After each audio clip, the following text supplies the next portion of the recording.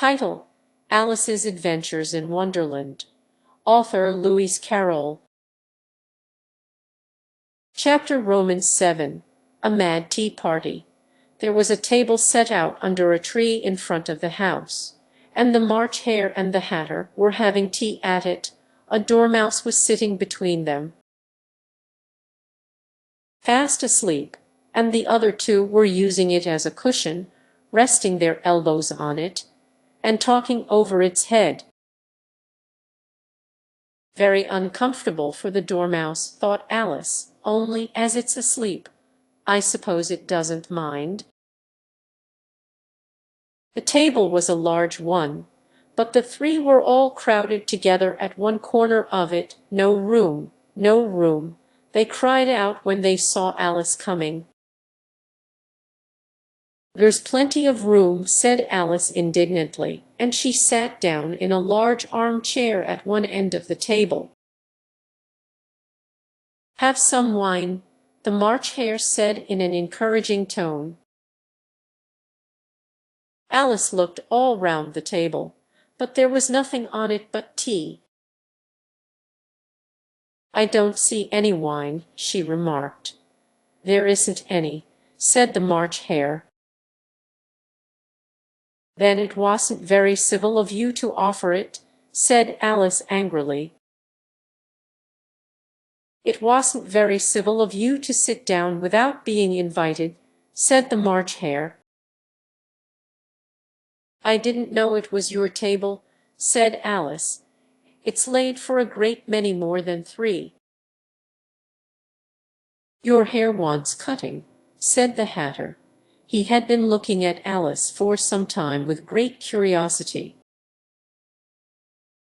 And this was his first speech. You should learn not to make personal remarks, Alice said with some severity. It's very rude. The Hatter opened his eyes very wide on hearing this, but all he said was, Why is a raven like a writing desk? Come, we shall have some fun now, thought Alice. I'm glad they've begun asking riddles. I believe I can guess that, she added aloud. Do you mean that you think you can find out the answer to it? Exactly so, said Alice. Then you should say what you mean, the March Hare went on. I do, Alice hastily replied. At least I mean what I say. That's the same thing, you know. Not the same thing a bit, said the Hatter. You might just as well say that I see what I eat is the same thing as I eat what I see. You might just as well say, added the March Hare, that I like what I get is the same thing as I get what I like. You might just as well say, added the Dormouse, who seemed to be talking in his sleep, that I breathe when I sleep is the same thing as I sleep when I breathe. It is the same thing with you, said the Hatter, and here the conversation dropped, and the party sat silent for a minute, while Alice thought over all she could remember about ravens and writing desks, which wasn't much. The Hatter was the first to break the silence. What day of the month is it? He said, turning to Alice. He had taken his watch out of his pocket and was looking at it uneasily, shaking it every now and then, and holding it to his ear. Alice considered a little, and then said the fourth. 2 days wrong, sighed the Hatter. I told you butter wouldn't suit the works, he added, looking angrily at the March Hare. It was the best butter, the March Hare meekly replied. Yes, but some crumbs must have got in as well, the Hatter grumbled. You shouldn't have put it in with the bread knife. The March Hare took the watch and looked at it gloomily. Then he dipped it into his cup of tea and looked at it again, but he could think of nothing better to say than his first remark. "It was the best butter, you know." Alice had been looking over his shoulder with some curiosity. "What a funny watch," she remarked. "It tells the day of the month, and doesn't tell what o'clock it is." "Why should it?" muttered the Hatter. "Does your watch tell you what year it is?" "Of course not," Alice replied very readily, "but that's because it stays the same year for such a long time together." "Which is just the case with mine," said the Hatter. Alice felt dreadfully puzzled. The Hatter's remark seemed to have no sort of meaning in it, and yet it was certainly English. "I don't quite understand you," she said, as politely as she could. "The Dormouse is asleep again," said the Hatter, and he poured a little hot tea upon its nose. The Dormouse shook its head impatiently, and said, without opening its eyes, "Of course, of course." "Just what I was going to remark myself. Have you guessed the riddle yet?" the Hatter said, turning to Alice again. "No, I give it up," Alice replied. "What's the answer?" "I haven't the slightest idea," said the Hatter. "Nor I," said the March Hare. Alice sighed wearily. "I think you might do something better with the time," she said, "than waste it in asking riddles that have no answers." "If you knew time as well as I do," said the Hatter, "you wouldn't talk about wasting it." "It's him. I don't know what you mean," said Alice. "Of course you don't," the Hatter said, tossing his head contemptuously. "I dare say you never even spoke to time." "Perhaps not," Alice cautiously replied, "but I know I have to beat time when I learn music." "Ah, that accounts for it," said the Hatter. "He won't stand beating. Now, if you only kept on good terms with him, he'd do almost anything you liked with the clock. For instance, suppose it were 9 o'clock in the morning, just time to begin lessons. You'd only have to whisper a hint to time, and round goes the clock in a twinkling. 1:30, time for dinner." "I only wish it was," the March Hare said to itself in a whisper.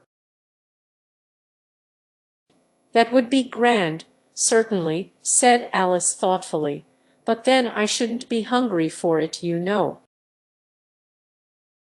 "Not at first, perhaps," said the Hatter, "but you could keep it to 1:30 as long as you liked." "Is that the way you manage?" Alice asked. The Hatter shook his head mournfully. "Not I," he replied. "We quarrelled last March just before he went mad, you know, pointing with his teaspoon at the March Hare. It was at the great concert given by the Queen of Hearts, and I had to sing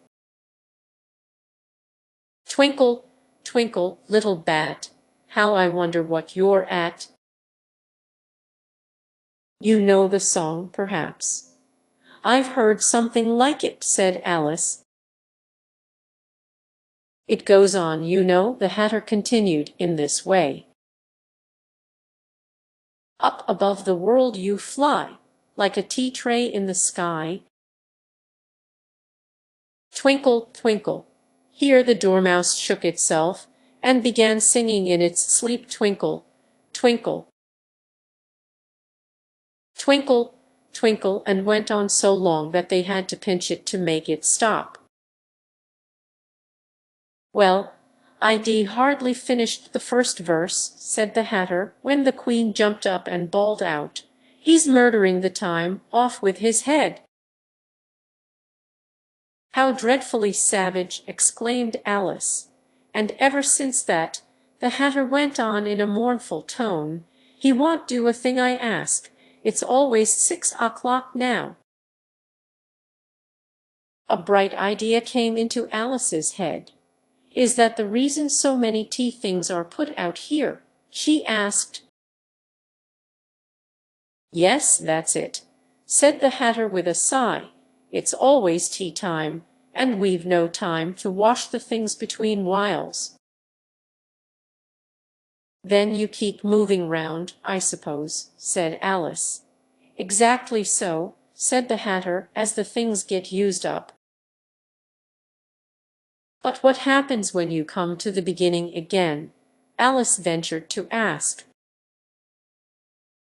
"Suppose we change the subject," the March Hare interrupted, yawning.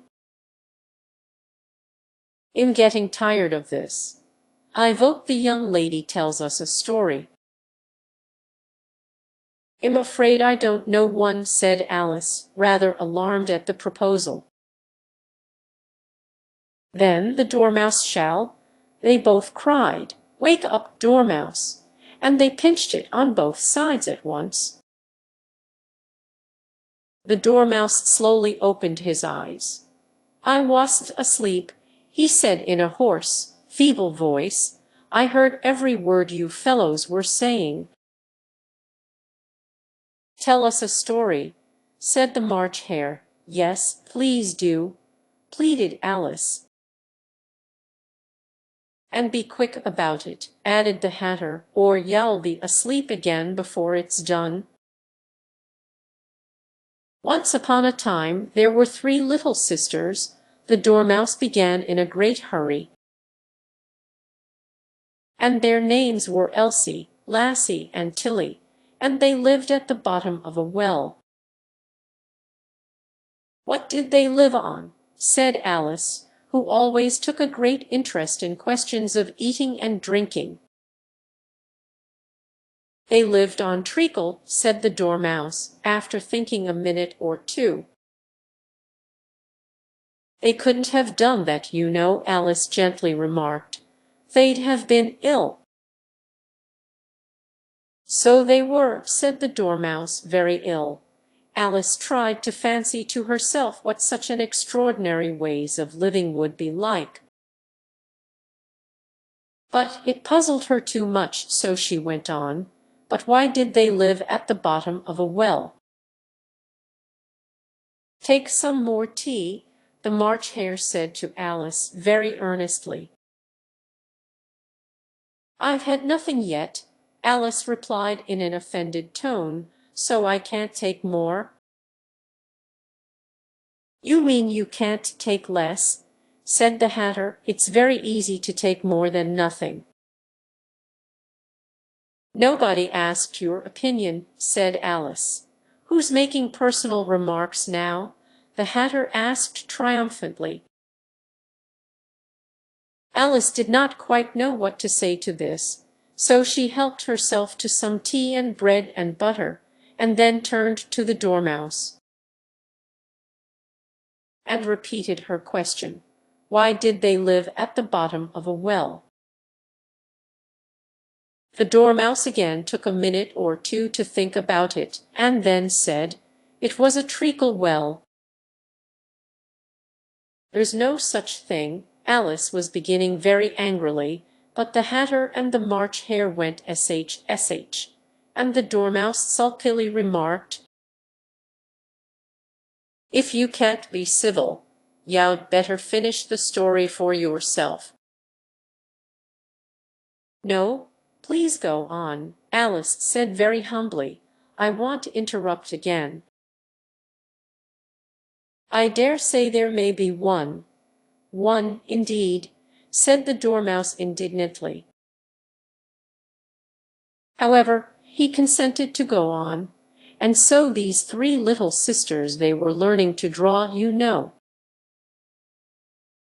"What did they draw?" said Alice, quite forgetting her promise.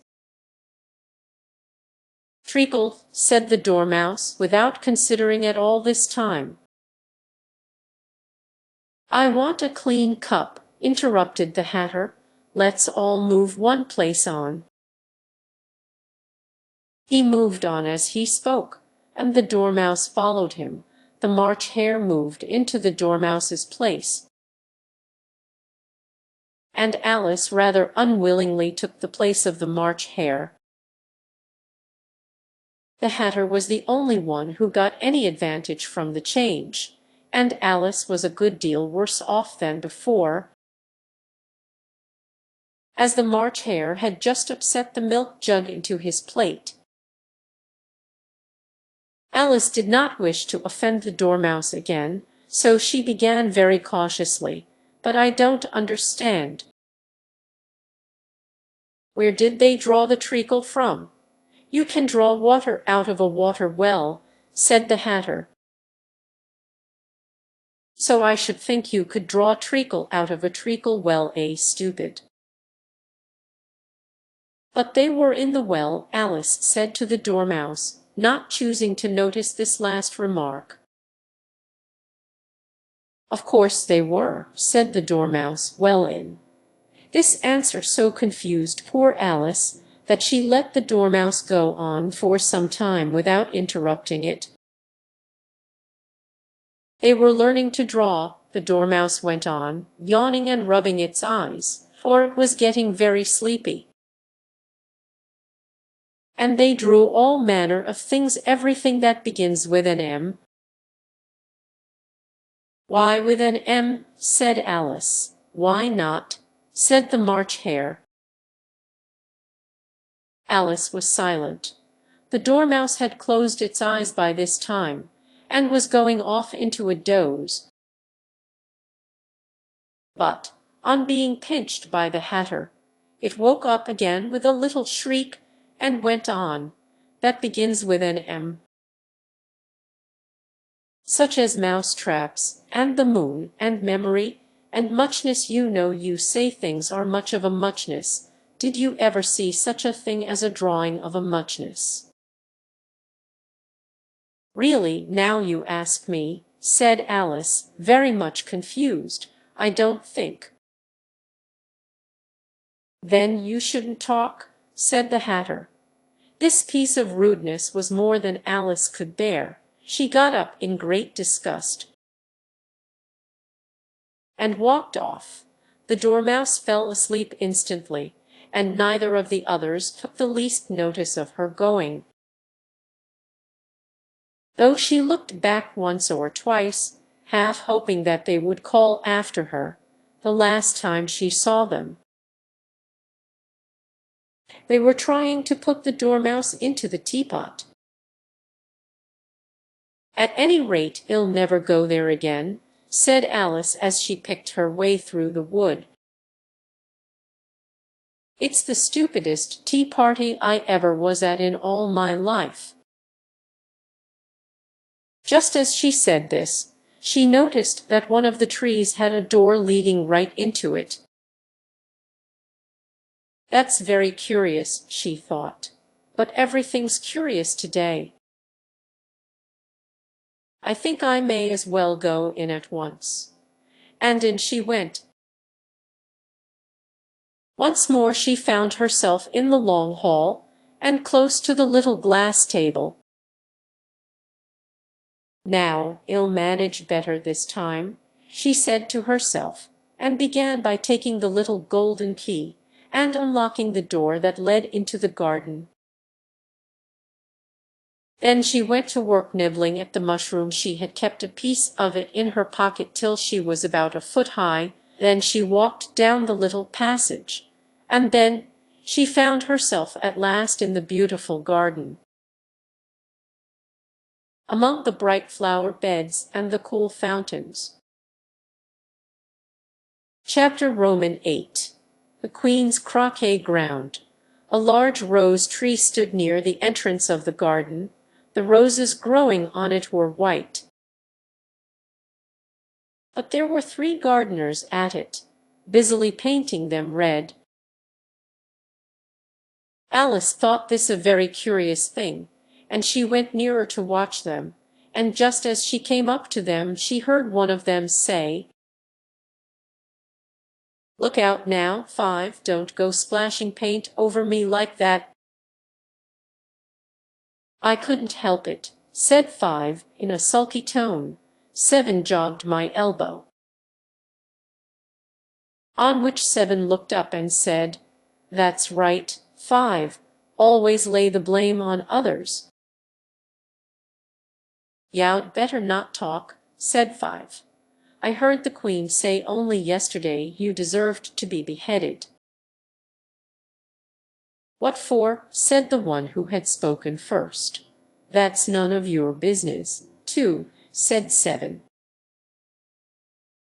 "Yes, it is his business," said 5, "and I'll tell him it was for bringing the cooked tulip roots instead of onions." 7 flung down his brush, and had just begun well, of all the unjust things, when his eye chanced to fall upon Alice,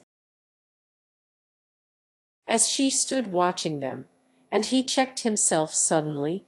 The others looked round also, and all of them bowed low. "Would you tell me," said Alice, a little timidly, "why you are painting those roses?"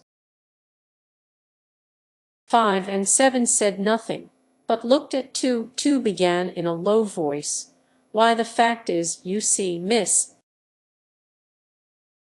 this here ought to have been a red rose tree, and we put a white one in by mistake.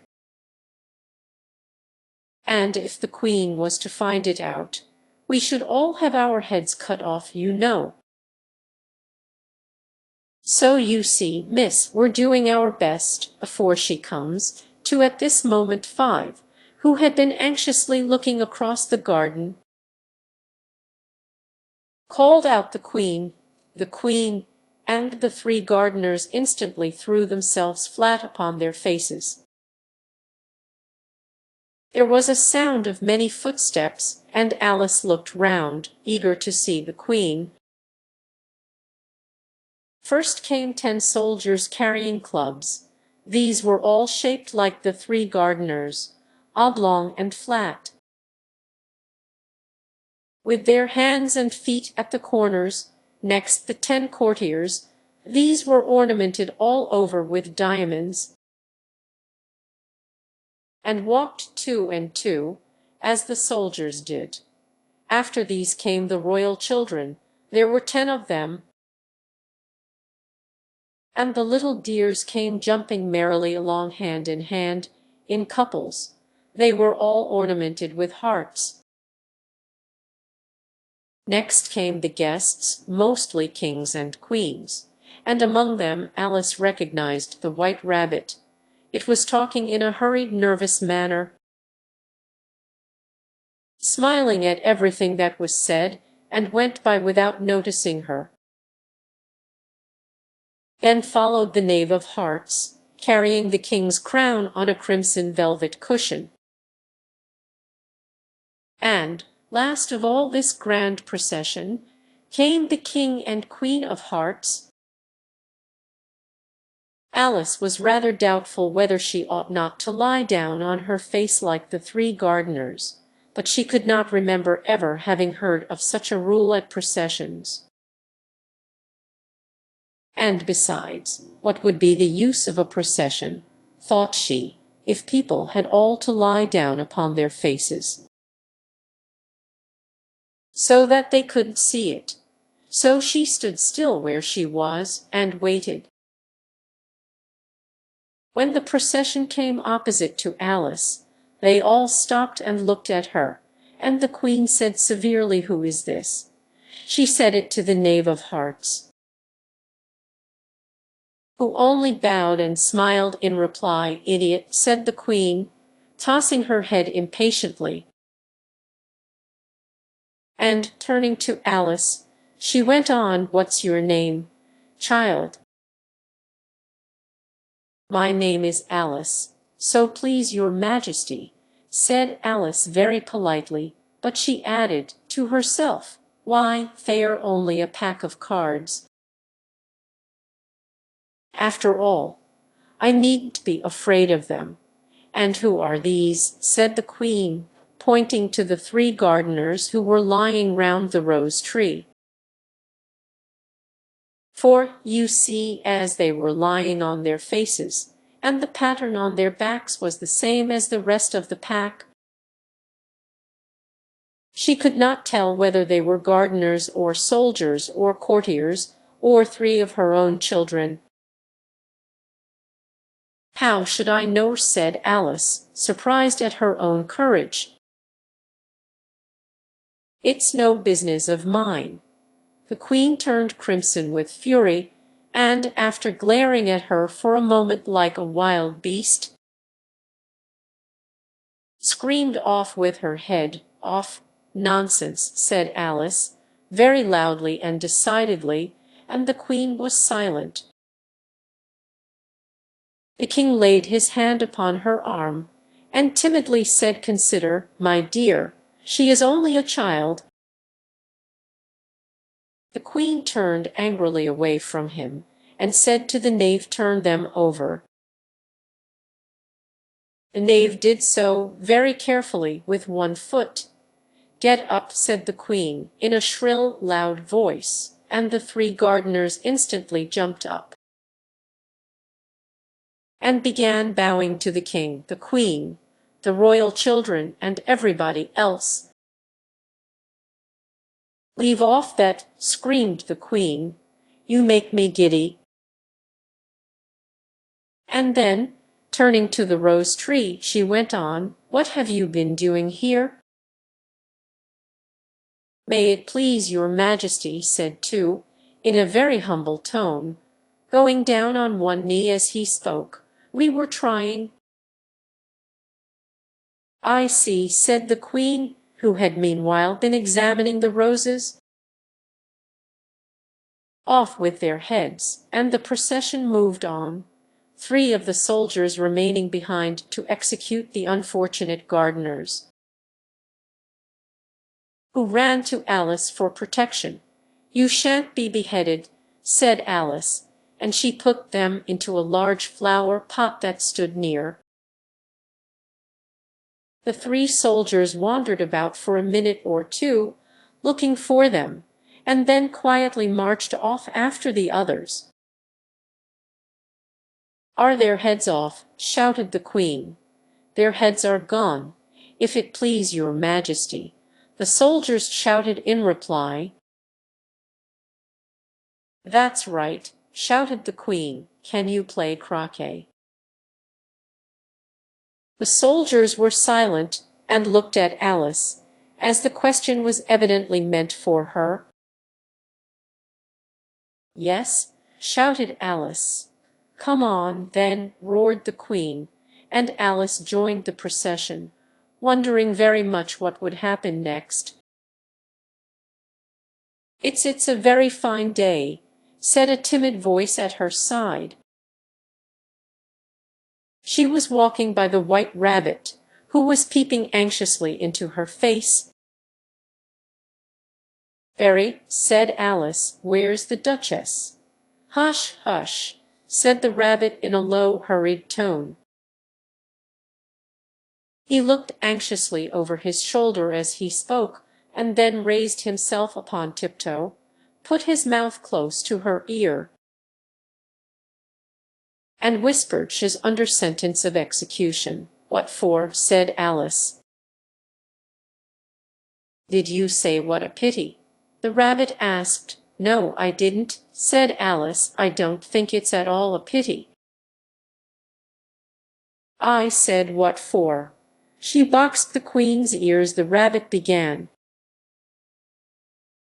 Alice gave a little scream of laughter. "Oh, hush," the Rabbit whispered in a frightened tone. "The Queen will hear you, you see." She came rather late, and the Queen said, "Get to your places," shouted the Queen in a voice of thunder, and people began running about in all directions, tumbling up against each other. However, they got settled down in a minute or 2, and the game began. Alice thought she had never seen such a curious croquet ground in her life. It was all ridges and furrows. The balls were live hedgehogs, the mallets live flamingos, and the soldiers had to double themselves up, and to stand on their hands and feet to make the arches. The chief difficulty Alice found at first was in managing her flamingo. She succeeded in getting its body tucked away comfortably enough under her arm, with its legs hanging down, but generally, just as she had got its neck nicely straightened out, and was going to give the hedgehog a blow with its head, it would twist itself round and look up in her face with such a puzzled expression that she could not help bursting out laughing, and when she had got its head down and was going to begin again, it was very provoking to find that the hedgehog had unrolled itself, and was in the act of crawling away. Besides all this, there was generally a ridge or furrow in the way wherever she wanted to send the hedgehog to, and as the doubled-up soldiers were always getting up and walking off to other parts of the ground, Alice soon came to the conclusion that it was a very difficult game indeed. The players all played at once without waiting for turns, quarrelling all the while, and fighting for the hedgehogs. And in a very short time the queen was in a furious passion, and went stamping about, and shouting off with his head, or off with her head, about once in a minute. Alice began to feel very uneasy, to be sure. She had not as yet had any dispute with the queen, but she knew that it might happen any minute. And then, thought she, what would become of me? They're dreadfully fond of beheading people here. The great wonder is that there's any one left alive. She was looking about for some way of escape, and wondering whether she could get away without being seen, when she noticed a curious appearance in the air. It puzzled her very much at first, but, after watching it a minute or two, she made it out to be a grin, and she said to herself, "It's the Cheshire Cat. Now I shall have somebody to talk to." "How are you getting on?" said the cat, as soon as there was mouth enough for it to speak with. Alice waited till the eyes appeared, and then nodded. "It's no use speaking to it," she thought, "till its ears have come, or at least one of them." In another minute the whole head appeared, and then Alice put down her flamingo, and began an account of the game, feeling very glad she had someone to listen to her. The cat seemed to think that there was enough of it now in sight, and no more of it appeared. "I don't think they play at all fairly," Alice began, in rather a complaining tone. "And they all quarrel so dreadfully one can't hear oneself speak, and they don't seem to have any rules in particular. At least, if there are, nobody attends to them, and you've no idea how confusing it is, all the things being alive. For instance, there's the arch I've got to go through next, walking about at the other end of the ground, and I should have croqueted the queen's hedgehog just now, only it ran away when it saw mine coming." "How do you like the queen?" said the cat in a low voice.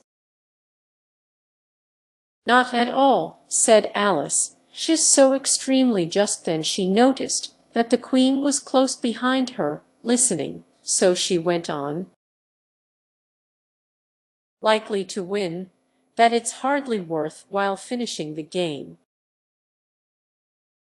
The queen smiled and passed on. "Who are you talking to?"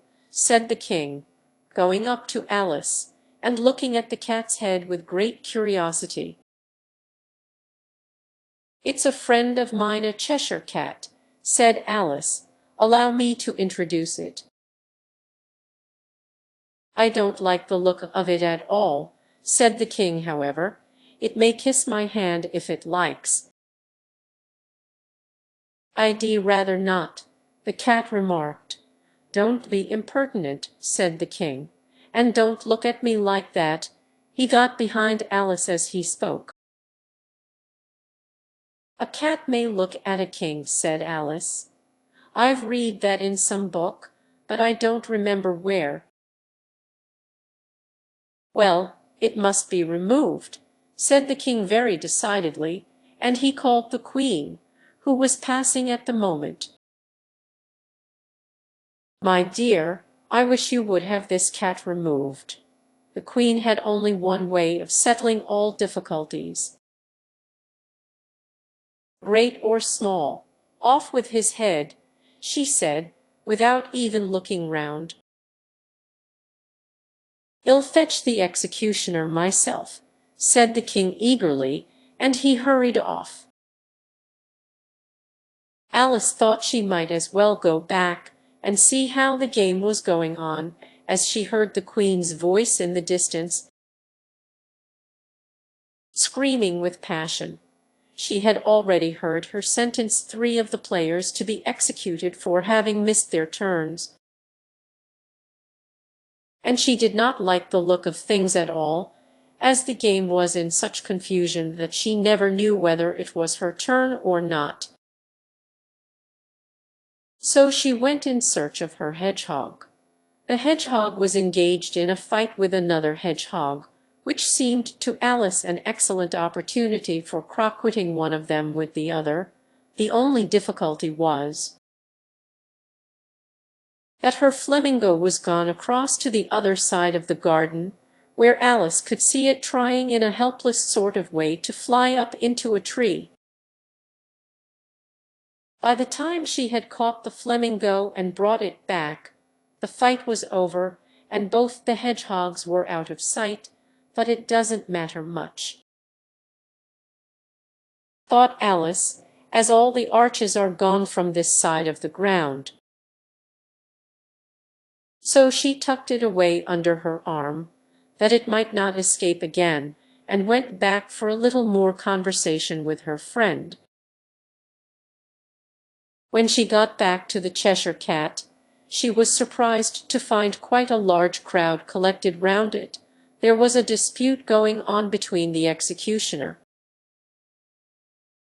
the king, and the queen, who were all talking at once, while all the rest were quite silent, and looked very uncomfortable. The moment Alice appeared, she was appealed to by all 3 to settle the question, and they repeated their arguments to her. Though, as they all spoke at once, she found it very hard indeed to make out exactly what they said. The executioner's argument was that you couldn't cut off a head unless there was a body to cut it off from, that he had never had to do such a thing before,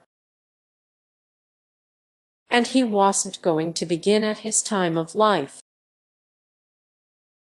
and that you weren't to talk nonsense. The queen's argument was that if something wasn't done about it in less than no time, she'd have everybody executed all round. It was this last remark that had made the whole party look so grave and anxious. Alice could think of nothing else to say but, "It belongs to the Duchess. You'd better ask her about it. She's in prison." The queen said to the executioner, "Fetch her here."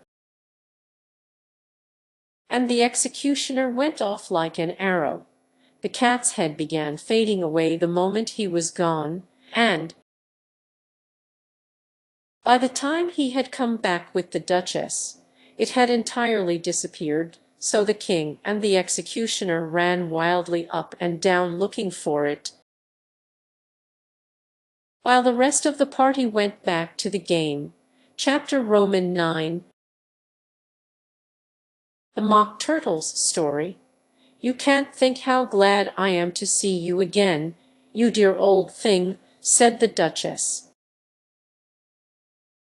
as she tucked her arm affectionately into Alice's, and they walked off together.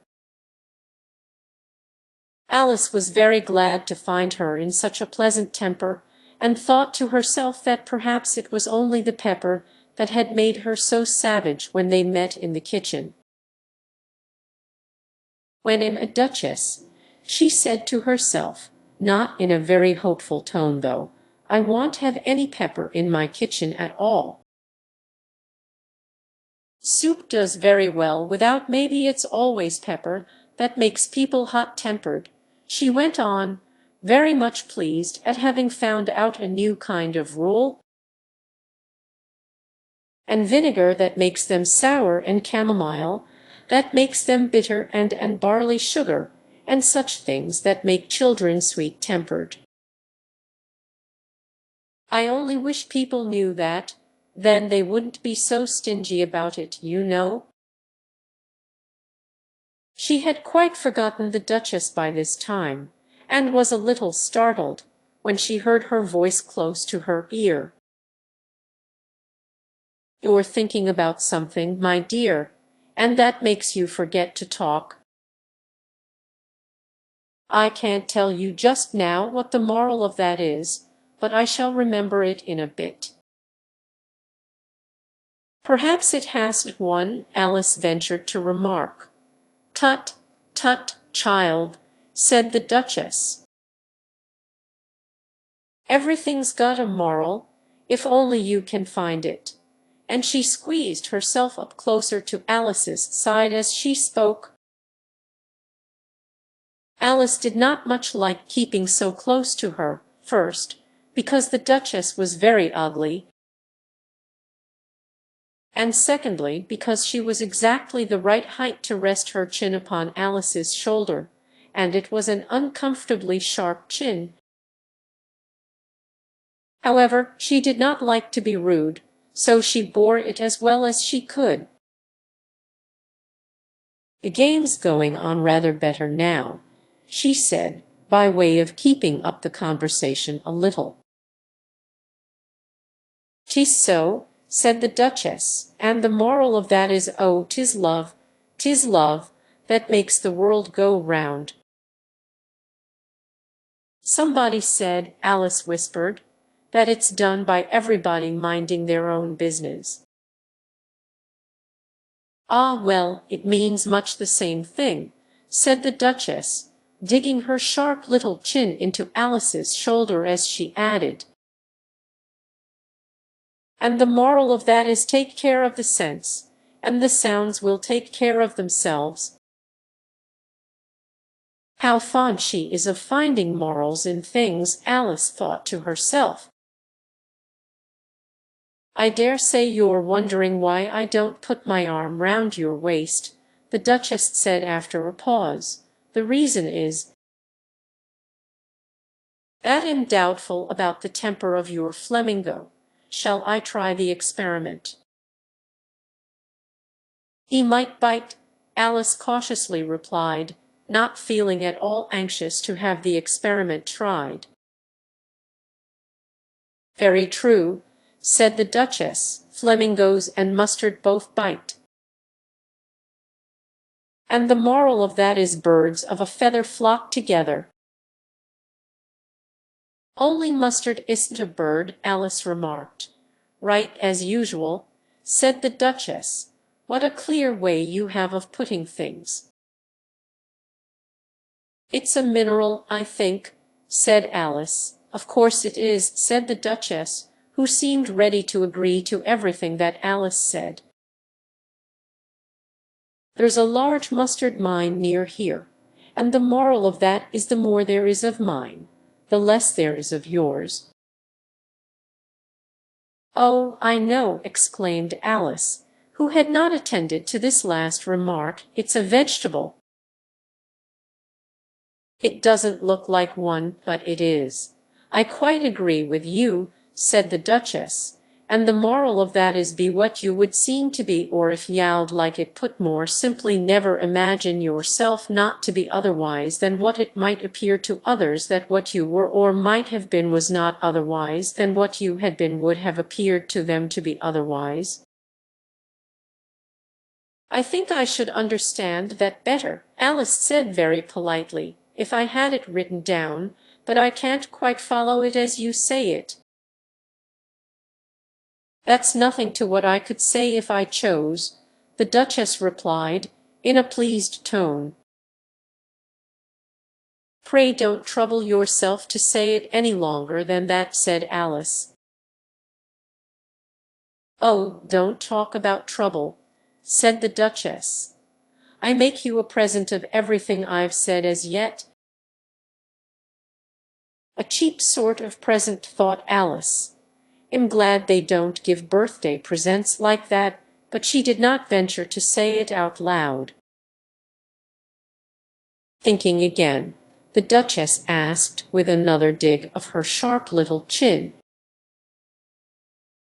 I've a right to think, said Alice sharply, for she was beginning to feel a little worried. Just about as much right, said the Duchess, as pigs have to fly, and the M. But here, to Alice's great surprise, the Duchess' voice died away even in the middle of her favorite word moral, and the arm that was linked into hers began to tremble. Alice looked up, and there stood the Queen in front of them, with her arms folded, frowning like a thunderstorm. A fine day, Your Majesty, the Duchess began in a low, weak voice. Now, I give you fair warning, shouted the Queen, stamping on the ground as she spoke. Either you or your head must be off, and that in about half no time. Take your choice. The Duchess took her choice, and was gone in a moment. Let's go on with the game, the Queen said to Alice, and Alice was too much frightened to say a word, but slowly followed her back to the croquet ground. The other guests had taken advantage of the Queen's absence, and were resting in the shade, however, the moment they saw her. They hurried back to the game, the Queen merely remarking that a moment's delay would cost them their lives. All the time they were playing, the Queen never left off quarreling with the other players and shouting off with his head, or off with her head. Those whom she sentenced were taken into custody by the soldiers, who of course had to leave off being arches to do this, so that by the end of half an hour or so there were no arches left. And all the players, except the King, the Queen, and Alice, were in custody and under sentence of execution. Then the Queen left off quite out of breath, and said to Alice, "Have you seen the Mock Turtle yet?" "No," said Alice. "I don't even know what a Mock Turtle is." "It's the thing Mock Turtle soup is made from," said the Queen.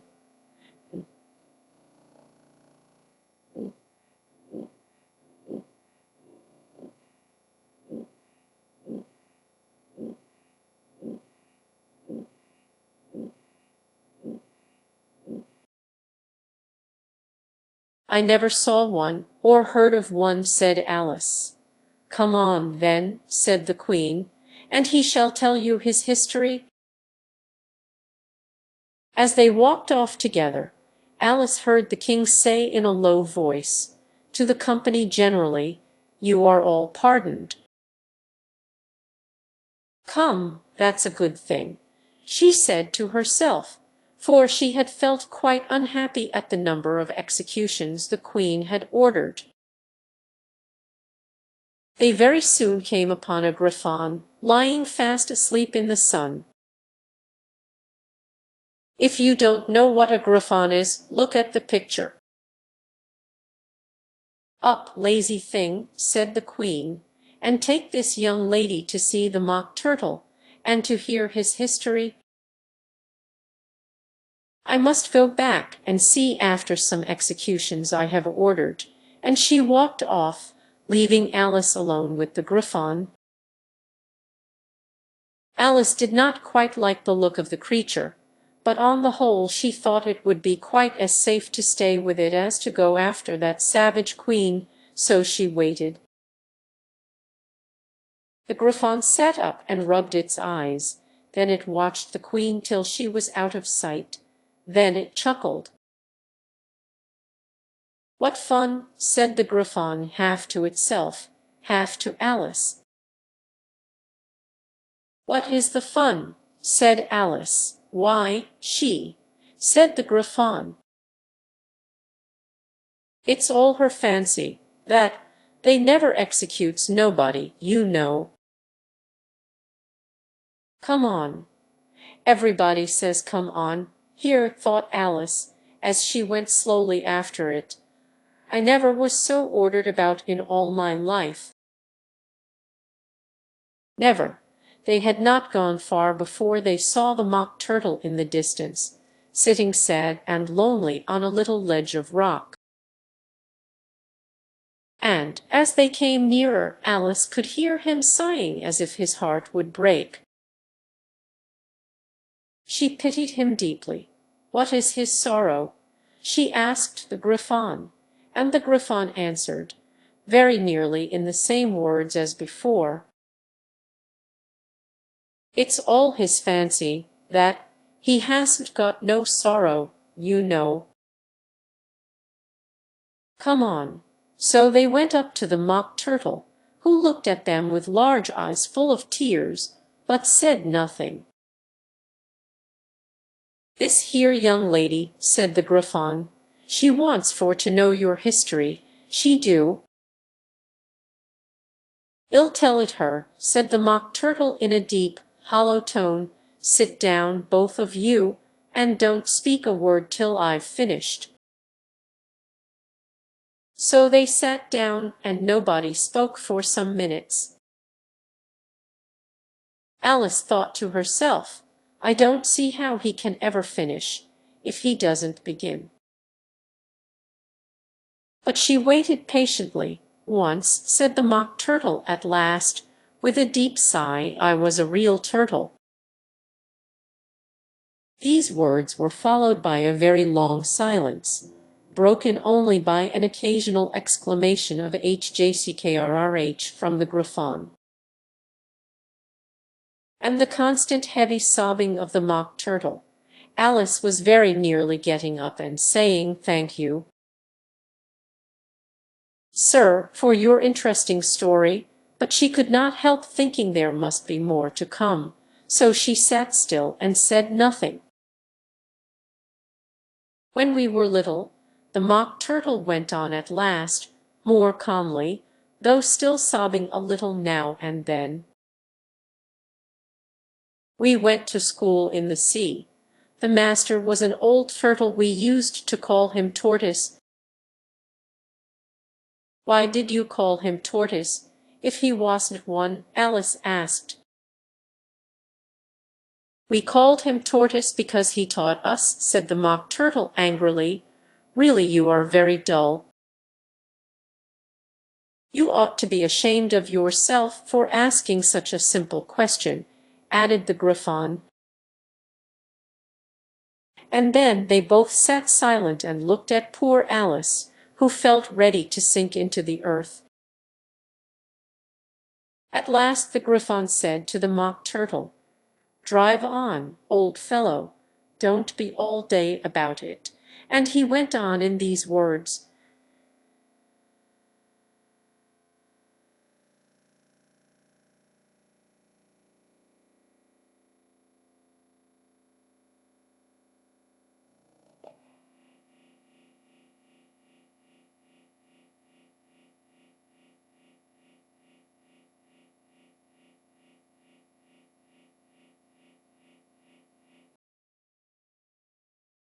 Yes, we went to school in the sea, though you mayn't believe it.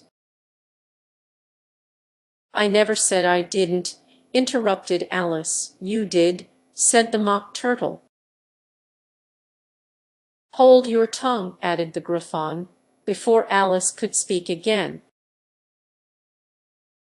The Mock Turtle went on. We had the best of educations, in fact. We went to school every day.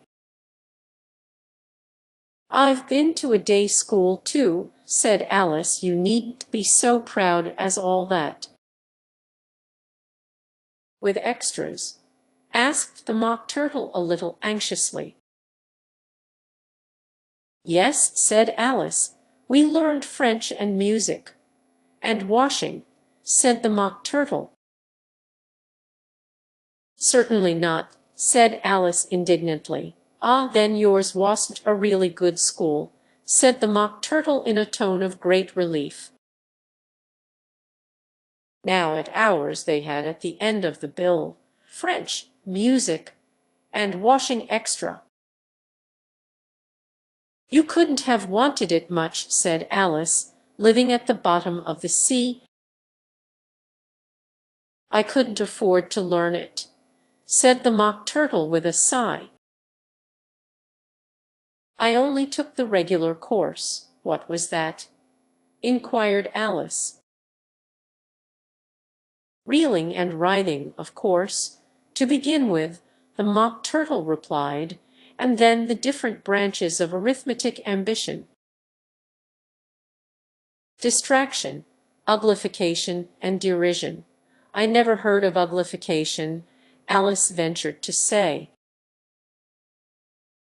What is it? The Griffon lifted up both its paws in surprise. What, never heard of uglifying? It exclaimed. You know what to beautify is, I suppose. Yes, said Alice doubtfully. It means to make anything prettier. Well, then, the Griffon went on, if you don't know what to uglify is, you are a simpleton. Alice did not feel encouraged to ask any more questions about it, so she turned to the Mock Turtle and said, what else had you to learn? Well, there was mystery, the Mock Turtle replied, counting off the subjects on his flappers: mystery, ancient and modern. With seaography, then drawling. The drawling master was an old conger eel that used to come once a week. He taught us drawling, stretching, and fainting in coils. What was that like? Said Alice. Well, I can't show it you myself, the Mock Turtle said. I'm too stiff. And the Griffon never learnt it. Hadn't time, said the Griffon. I went to the classics master, though. He was an old crab, he was. I never went to him, the Mock Turtle said with a sigh. He taught laughing and grief. They used to say, so he did, said the Griffon, sighing in his turn, and both creatures hid their faces in their paws. And how many hours a day did you do lessons? Said Alice, in a hurry to change the subject. 10 hours the first day, said the Mock Turtle, 9 the next, and so on. What a curious plan, exclaimed Alice. That's the reason they are called lessons, the Griffon remarked, because they lesson from day to day. This was quite a new idea to Alice, and she thought it over a little before she made her next remark. Then the 11th day must have been a holiday. Of course it was, said the Mock Turtle. And how did you manage on the 12th? Alice went on eagerly. That's enough about lessons, the Griffon interrupted in a very decided tone. Tell her something about the games now.